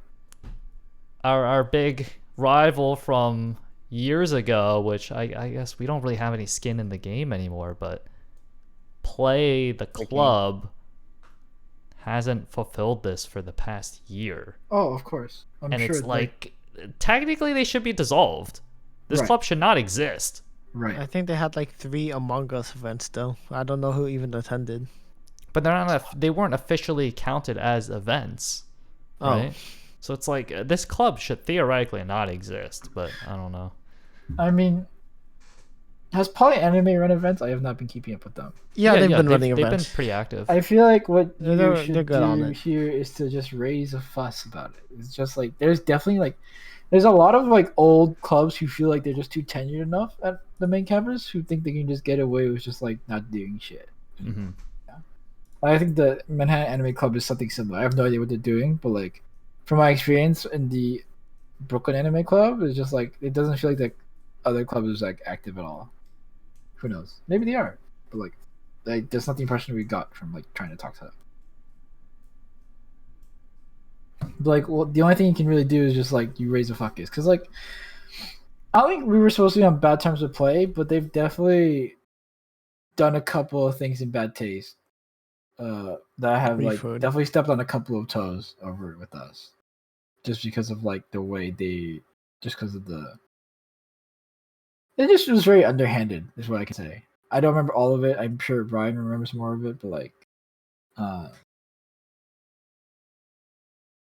like it was supposed to be like ties were supposed to be amicable by like 2018, 2019, if I remember right. And I was like hoping there'd be no more conflict, but like now with this all university thing going on and like coronavirus, it's like this will be a really good opportunity for us to finally like become all university, which would be very nice. Mm-hmm. And the fact that they get to like stay as a club even though they haven't done anything, or like they still are like I think they're still probably the one like hindrance in like becoming all university, if I'm guessing right. But It's like hard to tell because even when I did ask the student activities board for like, okay, do you guys have any info on this process? They just tell me like, wait until the form's up, and that's kind of it. I also think there really isn't a precedent for such a thing like a Brooklyn club becoming. Yeah, which Like there is just needs to be some sort of like precedent, or like there just needs to be some sort of thing to be done. mm-hmm. Just like you just gotta tell them like, based on NYU principles and based on NYU guidelines and based on NYU's mission for the community, like this should not be happening, and that they have to like rectify it in some way. Mm-hmm. Because like I feel like this is something that they should have prepared for when they absorbed Tandem, but uh, there are just gonna be organizations at Tandem that are much more cultured, much more historical, much more traditional, much more like I don't know, experienced and like way better. If I had to just be blunt about it, than like some organizations at NYU. And then there needs to be there needs to be a discussion about how these clubs are supposed to like operate with each other if like the same exact group exists in their campus. Like I'm sure that was the case for a couple of sports teams or like a couple of like fraternities or and like social groups, but like that should have been easily solved with like just like simply merging or whatever. But like there's groups like us which don't really have an actual counterpart, Mm-hmm. and that have like a community that really out like reaches out like that like spreads wide over all of Manhattan too. Well, I think that's always been one of the issues with our documentation. There's no good way to solve this because a lot of our participation as a club doesn't strictly come from, NYU students. And all of that kind of participation and tracking is invisible because why would some school administrator ever care to even look at any events we run? They just want to look at our attendance. They want to look at our budget requests. And they want to look at like the one paragraph summary of what we do. And inherently, Polygaming Network as a club does not generate any value by itself. That's fair. And I think that's always going to be like one of the main killing arguments that I still don't know how to really deal with that one. I mean, I think It's just the like thing. Sorry. it's just like the only like big counter argument that I can think of is like it's like community raising, right? It's like Mm-hmm. you're fostering community, you're fostering students, you're getting students to meet each other and like socialize over something they have in common, and this leads to networking and like communication and whatever, right? It's like Mm-hmm. this is like supposed to be one of the goals or like one of like NYU's missions here or something like that. I don't know, like the foster community, to get people to know each other, etc., you know, like The school spirit, quote unquote. school spirit, right. Yeah. Like people band together to compete for their team too, or whatever, compete for their school. But their Well, school doesn't back them, which is stupid as hell. Which is Yeah, something I do think the only thing we have like actually numerically that we might be able to hold up is like we could get sponsors as a public facing thing, right? Like that one time we got Numerade who sponsored us. Mhm. and I hopefully we picked up our pretty check from them. I don't know if we actually did. Yeah, yet. we did. We did. Nice. I mean, I don't want to mention it on stream, but there have been other organizations that Oh, have yeah. contacted us, and we are still looking to work with them into the fall Yeah. semester. When we have a physical presence. But Yeah. I mean, it's just overall, even beyond that, there's really no way to show that we have inherent value, unlike other schools that may actively want to have an esports club or sports, I guess, division for esports. Maybe I'm thinking on the wrong thing here, but why do we need to show value again? We have a cheese club in NYU. That is true, but apparently we still do not matter to become an all-university club. It's so odd because like The cheese club though. Hmm? Why don't you bring this up in an email? Just be like, what about the cheese club? Yeah, There's that's a Well, lot I of mean, I think it's just the historical precedent has already showed that we cannot have a dedicated Smash club for any division. I mean, the applications were done for Melee years ago, but we've seen that we can't even have that within just the context of looking at all university clubs. It continuously looks like that there is no, that the school and schools administrators do not see a video games club as being useful or valuable or anything. Oh, there's a spammer in the chat. Yeah. Damn. I wanted Oh, to well. buy followers and viewers on bigfollows.com. Can't say that. Can't say What? that out loud. Yeah, you can't advertise on Barry, Twitch about. go to bigfollows.com. You might get That might be a phishing link. I don't know. It's probably just a regular advertiser. Yeah. that's the hot stuff. Yeah.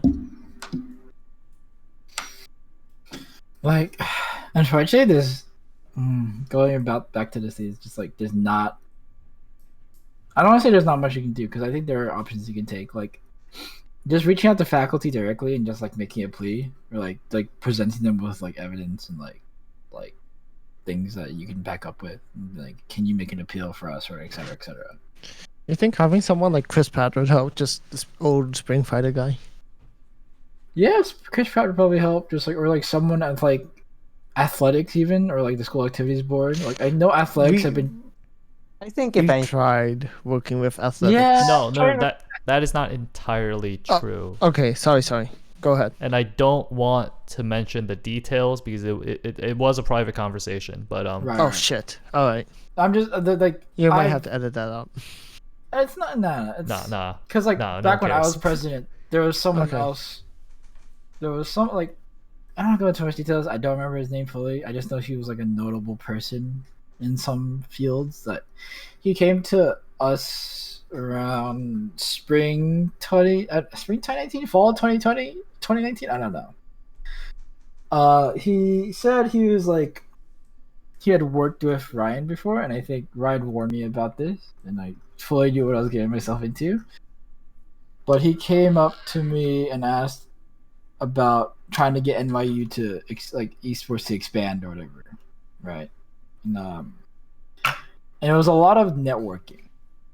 Like a lot of it was just inviting me to all these like networking events of like esports, like industry figures like Riot, like other colleges and stuff like that. And it started culminating into this one like goodwill event between NYU, the League of Legends team, not even the League of Legends team, just one of the coordinators, Merrill.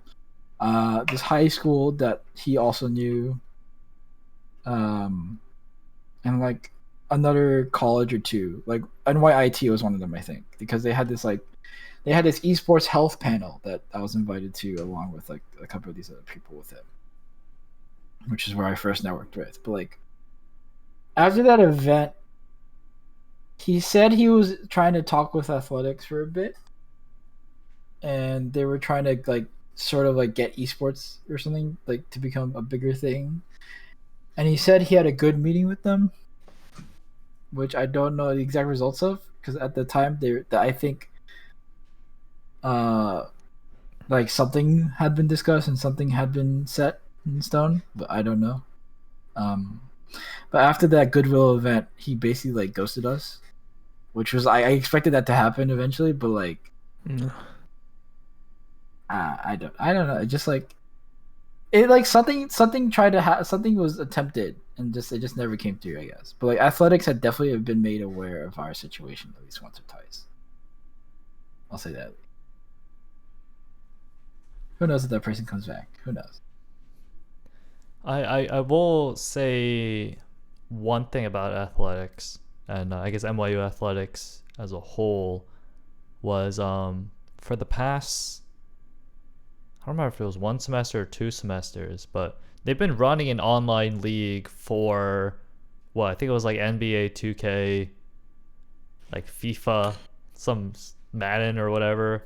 And it's like, I guess that exists, and I guess that technically is esports and competitive video games, but that's not exactly what we want to be seeing. And I know given okay, the one thing I will mention from NYU athletics was during this potential event that they could have run, they were very adamant about not having any games, featuring guns. So like stuff like Counter-Strike and Valorant would not be okay as like an esports title.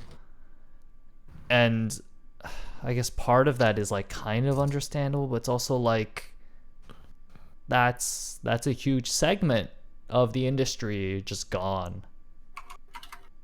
Right. I don't know. There's a lot of shenanigans because it's also just multiple different administrations, different organizations within the school as a whole. Yeah, politics, whatever. Mm-hmm. It's very nice. And I mean, ultimately, we're like a school club under Tandon, which is still very much almost second-class citizen to the rest of the school. Nothing much we can do about that, but like it's a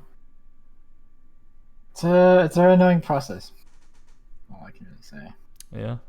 Nothing much we can do about it. It just hopes like you just gotta hope that eventually like will it'll sort of come over to it, Mm-hmm. It's just like a lot of it's like there's a lot of vested interests in like people with their own like motives for wanting esports to become a thing. Mm-hmm. And unfortunately it's a lot of like it's turned into a lot of these weird like inter-administration politics that unfortunately does not really look good for us. Mm-hmm. I just want to play video games. I don't know why it has to be so fucking hard. Like, yeah. There's a lot of pros to it that I feel like they keep overlooking, which is unfortunate because they have like their own Cheese club can eat cheese, yeah, they want things to be kid friendly or something. They're like look good for the school, but like this is a college for adults, like Mm-hmm. everyone here is supposed to be an adult. There are no children here. There are no there are no like 8-year-olds who don't know what they're looking at on Twitch. It's Yeah. people who understand like serious matters and should be capable of making serious discourse. Well, there are some weird clubs on here. Hold up. Of course, there's a lot of weird clubs. Well, I'm not gonna I say think it it's out also worth loud. noting that a lot of the clubs you'll see, they're not necessarily all university clubs. Yeah. But I was just trying to find another like another what's it called? Recreational club, and I got hit in the face with this one. there's plenty of them. Like there's probably the majority of the clubs not in Tandon are entertainment clubs, and they're entirely social. Yeah. It's I don't know, it's Tandon is still very much focused on almost being a pathway to a career, like directly from A to B. And while there is definitely like large social community gatherings here, a lot of them are not school sponsored in any kind of way. Most of them are still just kind of just people just doing things, which I think is fine. There's nothing wrong with that. But there are no avenues for something more organized.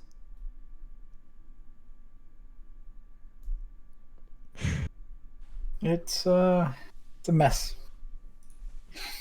It's a big mess. Yep. They took Group in a new therapy. campus with a bunch of old organizations, and now they don't know how to fucking handle them.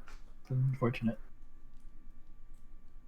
I think group therapy is a good term for what this is. Yeah. I think we should rename PGNterview to PGN Group Therapy episode 1 to 4. I mean, if you always ask me about like how I feel about club politics and NYU in general, this is what you're gonna get from me, unfortunately. No, it's very appropriate. I should mention. I'm not disagreeing at all. This is. I mean, I'm already not happy, and all I do is fucking draw, right? And put shapes together and make funny fonts. You know. Right. It's a fuckfest. It's Yeah, a shit show. it's messy, Yes. real messy. It's not good. But Man, maybe we should have replaced the last one of the day with something that was less of a fucking downer. yeah. Well, I guess to bring things to a brighter note, I mean, we got the next semester coming up. A lot of people are going to be, I mean, school is planned to be completely offline for the vast majority of classes.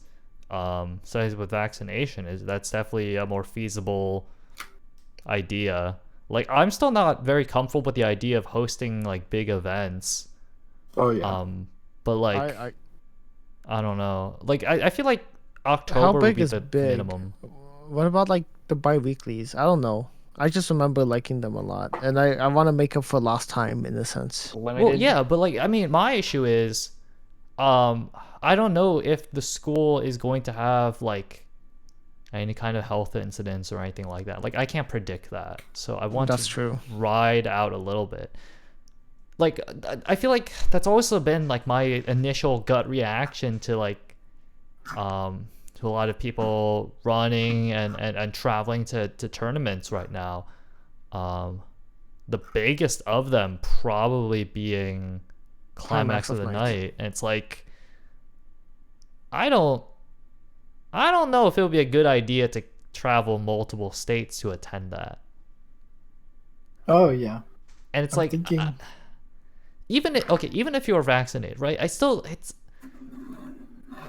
It's completely non-essential travel. It just feels wrong to do it.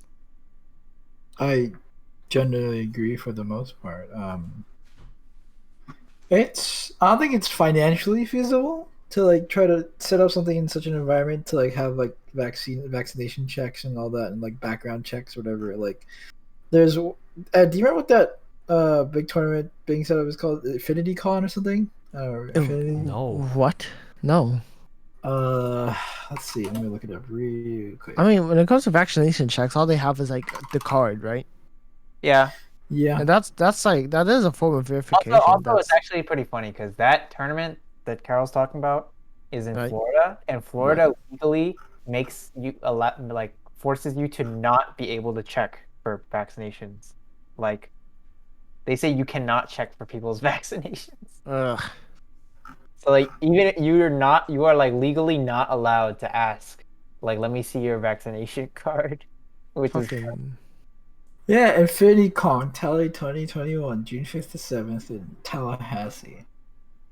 Like, I was following I feel like people literally forget, like, you can still get like variants of COVID even if Mm-hmm. you get the vaccine, you know. I mean, the vaccine isn't the vaccine preventative against most types though? Well, I mean, the Alright. real issue is it's still a virus that can mutate, right? And that's the real concern. We've mitigated the adverse effects and spread of the vast majority of them, but you still can spread if you're vaccinated, and we don't know how it's going to mutate over time.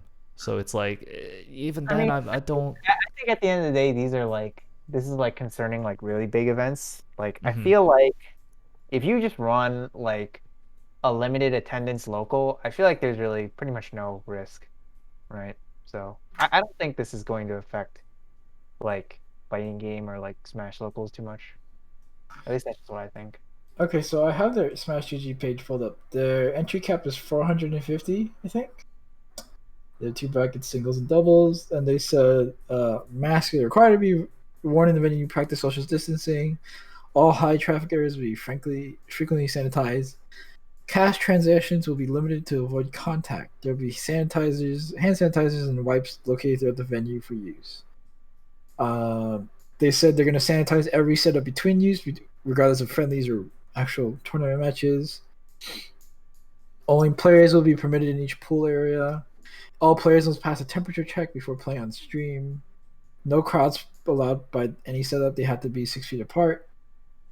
And rotations between friendlies will be limited in size to maintain social distancing. That's what they said. But I feel like trying to manage that is That's impossible to manage with 400 whatever. But I feel like the cost of such a thing is insane. They apparently have some stadium as a venue. I will guess say gives them more space. I think that's literally impossible. As someone who's been to Smash Majors before, like you are not going to be able to clean the setups between people playing on them. Like you're just not. Like I think even if they manage to pull it off, it adds too much time to it. I'm trying very hard not to make a Smash joke right now. no, make Oh, I know it's not sure about it, Megan. I love it. Yeah, I know. The fact that everyone knows me just has already been made, so I'll just shut up. It's just like say the Smash joke. Well, I get trying to have locals. You know what it is. It's Go ahead. Dude, I said Smash jokes back in 2016, 2017 that I cannot say anymore because I will definitely get canceled by life. So you can say what. I've already said it. You already know where the joke. You already know what the joke is. I've already said it. I'm at peace. But yeah, I think the cost and the time and it's not worth it. Even if you want to bring back in-person tournaments and locals, I just don't think it. I don't know. It's like you gotta crowdfund a lot.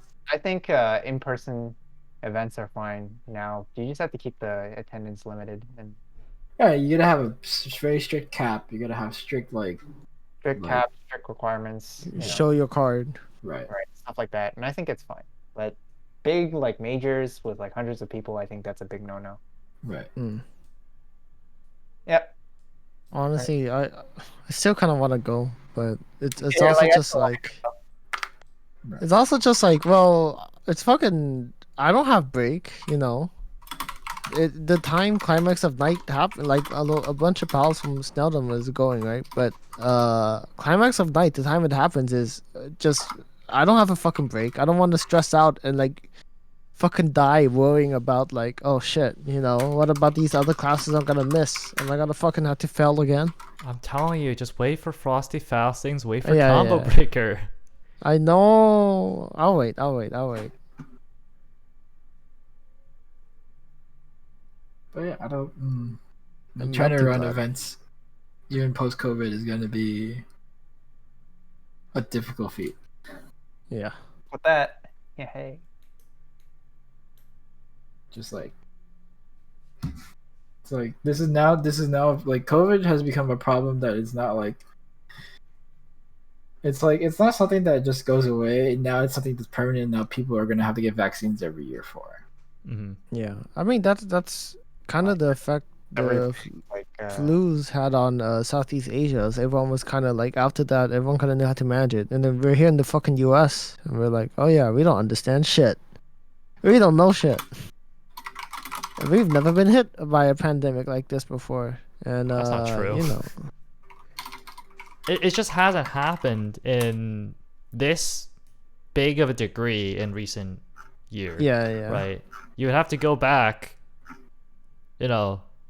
post World War One. Yeah. With the big bird flu, but it's like we haven't had something remotely this big since then. Yeah, I'm saying Southeast Asia had one in like 2001, I think. Hmm. So they know, and apparently we forgot. But also, And like, I mean, hopefully we normalize the habit of like wearing masks when we're sick when we get back, but we won't because these people are fucking bitches and they don't even wear a mask when everyone you could take a risk of. I'm okay. I mean, it's like we also haven't had like a pandemic that's had like a lasting effect, Hmm. like swine flu, H1N1, etc., etc. It's not like they're not permanent like viruses and we have to like live with for the rest of our lives. Hopefully. I hope we learn. I hope we fucking learn a lesson from this shit. I it's just a personal opinion of mine, but I don't feel like people ever learned a lesson from it. Yeah. But whatever. What can you do Damn, about it? it's fucking Duma again. Look, we're very excited to go back. Yes, we're excited to go back. I'm looking forward to go back. I'm looking forward to going back. You guys are all super doomers. Yeah, Gotta I take just some- think. Oh, I just think like. Some happy discussion, all right? Yeah, I just think things have fundamentally changed now. Yeah. Yeah. Yeah. But I mean, I'm still looking forward to next semester. It's gonna be my last semester. I want You're to gonna- have big plans for tournaments and stuff. You're gonna come back to like open arms of a living, thriving NYU FGC, dude. Hell yeah! I want to run a keyboard local. I want to do it. I want to do a keyboard Yes! meetup. Go keyboard meetup. Oh, Let me touch your toe press. I would love to do that. Let me I don't finger your even toe know. press. I don't know if anyone has Topers. I don't think anyone does. I but- don't. Haha. I'd love to do that. I only have 6 credits, so I want to like attend every single local for like any scene. I want to just show up there and just chill constantly. Good luck with that. Well, yeah, but it's like, I got 6 credits. Probably would be taking like, Big bullshit classes. yeah. And then if I can also have a job, work during that time, that'd also be great. And just chill at like every scene as much as possible. That's nice. But I mean, beyond that, it's I don't know what exactly your guys' plans are when it comes to just being in the area, but I would also really like to just Area. Gonna be on the other side of the planet. yeah. That is true. I don't- I'm still looking for a job, so. Yeah, I'm gonna enter those Japan FGC locals. Hey, dude, hit up. Is Mikado still around? Is that arcade still around? Mikado was like the big place for Guilty Gear. Like random arcades, but I'm definitely interested in like, cause I know like Majin Obama and like G. Yeah, Fighting Tuesdays. Yeah, go over there. If they do that again, I'll definitely go to that.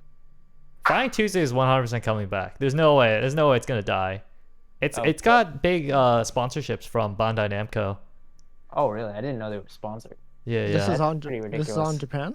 Yeah. Fighting Tuesdays. That's the local that Majin Obama, the whole anime Illuminati crew, they run that. Yeah. Yep, I'll play my nice Red Bull Gaming Sphere Tokyo. What's the other historical arcade again? This Mikado. big one. Mikado yeah. was a arcade, big one but for they're Guilty Gear. They're only really big for Guilty Gear. Yeah. This big one second. There's Well, there's a Maybe bunch of Multi-Blood. there's a bunch of big arcades in Japan, but the thing is with Yeah. Japan arcades is like each arcade has like a specialty game. Like Yeah. this Yeah. is like where like the scenes of this game meet up or whatever. yeah. So it's kind of like depends on what game you want to play. Which one's the Rhythm Games arcade? Rhythm games I are. have I mean, no there's a clue. ton. There's a It ton. used to be. Okay, maybe I'm biased because I haven't really touched much for rhythm games when I was in Japan, but it used Yeah. to be the Sega Center in Akiba, Yeah. right by the Yeah. train Right. station. Unfortunately, gone now. Yeah. Is it that gone or place is it is- sold to like Sammy? or something No, like that place is no longer an arcade as far as I know. Oh, okay. Almost every arcade in Japan is gonna be like gone within like the next few years, pretty much. Like, Yeah. And it's gonna be it's really just like- upsetting because yeah. it's like you have places like Game Newton, I think in Okayama, or Oh yeah, that's run by the guys that do the co-op cup. yeah, that's Matsuda-san Oh, and a few other people. Like that is the the place for Third Strike, and I mean they run a lot of stuff, but it's mostly Third Strike. The other one I was thinking about is Acho. Yeah, Acho is legendary they as well. Run, they do Under Night. They do Uni, they do Third Strike. I think they do VSAV. They do a bunch of different games there too. Yeah, I remember literally in high school, what I would do with like me and my friend. I mean, he's been to some of the events here, Prof NJ. Like in high school, we would like our classes in the morning. They would be streaming HO, and we would just like watch. It would be like pretty fun. I wish I had that kind of environment. That sounds fun. Just going to school and watching brackets. Yeah, I no, watched because like Smash our like instead. yeah, dude, like our like first like couple periods, like or like one of our first periods, we had like our like CS class or whatever. So like we were just in front of our computer and I was like, all right, just watch these fighting games. Good times, and now arcades are gonna die. Yeah. I guess like it's just round one at this point. They're not even really an arcade though. Why does it always loop round back to one something fucking is- sad? Round one is, especially in Japan, is just a general entertainment center. They have so much stuff. It's crazy. But they don't focus on anything, and that in itself is also kind of a shame. Well, yeah, but it's like, again, you could go like, there. even- you can, It's just so much. fucking grind out even though newbie. Yeah. arcades are gonna focus on a game, right? Like that's what that's like what the scene sees it as. But like if you're just some guy, right? If you're like True. unaffiliated, you're not like a hardcore like gamer or whatever. You're just like, this is just some Sega arcade. Like you don't know anything about it. Otherwise. Yeah, Sega or Taito or. Yeah, right. I want to play Chunitham. you won't be able to soon if you buy a controller. Right, that's true. I want to play what else? Oh, Ongeki. There's probably no Geki controller. Someone's probably done it. Yo, that Ongeki chart. Oh yeah, they're working on it. I think. Yuancon. That Ongeki chart of to the leaden sky is like oh this is perfect. Now I get it.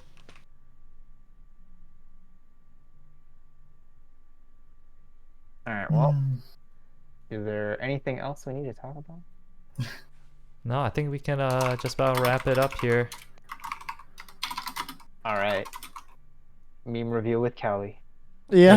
Yo, Callie. Yeah, Is right, that that's that the whole- on right now, or It's is that already for- on It's eight. It's gonna happen. Hey, wait, an like, hour ago?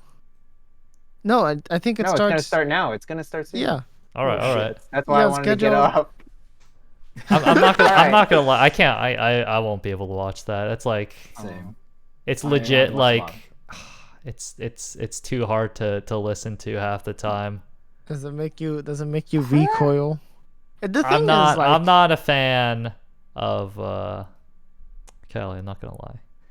Which is I a like shame Kelly. because You know, I I like get a it. lot of the stuff she does. I do not like the way she speaks. Right. I think had she- that problem at the start, but I've warmed up to it. Dude, I'm number one Callie hater. But you know what? Like, Wow. If she's gonna give Guilty Gear viewers, then you know what? I just have to accept that. That's just. I how it just is. appreciate the fact that Coco's allowed to Yes. fucking finally All talk right. to. Yep. The CCP has been stopped. All right. So I'm gonna. Hop on. Good interview. Let's do a VTuber podcast. Nope. We can do that. We already Alright. did that with that. Paul. We can't do that again. Peace out. Oh, Paul did that. That's funny. This is We gonna can't go. do Yeah, that yeah. again. We grilled him over his shitty tier list, All right. Yeah. This is getting. and too we far. questioned why the fuck Luna All was right, like at the I bottom. love fighting games. I love, I used to like Smash Bros. Ultimate sucks. It's What have you another, been it's a new playing? breed. Oh, we should do that. What have you guys been playing? Apex Legends we played today. We got a Apex, dub. We Civ got a 5. dub, bro. We got a dub. Nice. Holy shit. Kong, what have you been playing? Oh wait, we haven't been playing shit. What do you mean? We've been playing all sorts of shit. No. We've been commenting. Well, I guess yeah, we have been playing shit. On the busy fighting running a game side, tournament. I was playing Strive last week, and Okay. because they had the beta. What are your thoughts on Strive as a big Um, Guilty Gear fan? Well, it's a game. Oh, I I'm feel not. like they it's just too rough at the edges. That's the biggest thing. Because like clearly, there's a lot of limitations because I'm they want that's like their game design, right? And you know what? Fine. I'll accept that it's just a different game. This is a different design. I'm But just like scared that the UI still looks like that. it's gonna look like that. It's gonna look like that. I Trust me, everyone's know. complained about the UI for 2 years. It's not changing. These guys are lazy. Its Arc system works. They don't change shit unless people get mad about it, all right? So you have to get mad. That's the But only people way they're have gonna gotten change it. mad. You have to get more mad. Like they don't change shit. This is Arc system works. Like I you know. have to like literally just go ham. Hey, that Like Blaze Blue cross tag battle character select screen is a placeholder, right? yep. Placeholder, right? None like they like the thing is Arxis they will not do anything unless people complain. Like people are like don't complain, just be grateful. No, complain. No. Like please Yeah. complain. If you do not complain, the game is going to be a piece of shit. If you didn't complain, the game would still be delay based. Exactly. If you didn't complain, the game would still be delay based, one, and two, like you would still teleport around when you like start your lobbies and stuff. And that still blows my mind because they had that in the beta last year. So for an entire year, people complained and they did nothing, which is ridiculous. But anyways, who cares? Yeah. Okay. Fuck, Carol, what have you been playing? Civ 5. Let's see. Oh, Apex, okay. Titanfall 2. I recently picked up a Oh. lot of really old games that I dropped as a kid, like Realm of the Mad God, Maple Story. Terraria wow. is something I'm coming back to lately. Also still playing Genshin from time to time. Gotcha. Oh game. my god, really? Yeah, I think Genshin's interesting. How many of you guys play shoot 'em ups? Sorry. Shoot 'em You're ups? never gonna get a Yeah. response. Like on what? that. Like what? I know. Wait, like what? I don't know, just in general. I mean, I don't remember what a shoot 'em up is at this point. Like Toho, Oh, Bullet Hells? No. Yeah. No. I mean, Realm of the Mad God is probably the only thing. Oh yeah, Realm of the Mad God Kind is a of bullet hell. close. It It's actually is. It's multiplayer an battle hell. It's interesting. Yeah, Like, yeah. it seems like a game that's really meant for kids, but like there's a lot of high skill things that you really need to. Yeah, I Practice tried for it, but I think ultimately the fact that I still had to go through the MMO bullshit, even if it was Oh, yeah. really short skill, like the fact that I had to level and grind, and it's Right. just like, But it's I just surprising wanted to- how fast the progression is. So, like I've oh enjoyed it. yeah, but I Like, just I can play it don't- for like 10 minutes and make a lot of progress. Mhm. I guess the thing is I don't even want progression. I want to play the game and do half an hour and try and go 1cc or eat shit trying and then leave, right? Well, just They treat it as a have a- roguelike. If you want to try the end game stuff, they have their testing realm where you can try like the final boss dungeon or whatever. It's pretty crazy. Mhm. I also don't like that I didn't know where the fuck my hitbox was. Oh yeah, Or your her- hitbox. It's not very. It's just you just gotta pretend it's your character. I don't know if it's actually. It's small or just big. it's big. You have a big hitbox. Yeah, but like a lot Shit. of the attack patterns in the game account for it. So. Yeah, that's true. They were relatively sparse, but it was pretty brutal. I mean, I appreciate making a game like that a bullet hell. All Sounds like right, you would've do you tried. have any socials? Socials. Uh, Carol, you go Twi- first. Okay, Carol, you go first. you can find me at Irregular sex. twitter.com/irregularzr.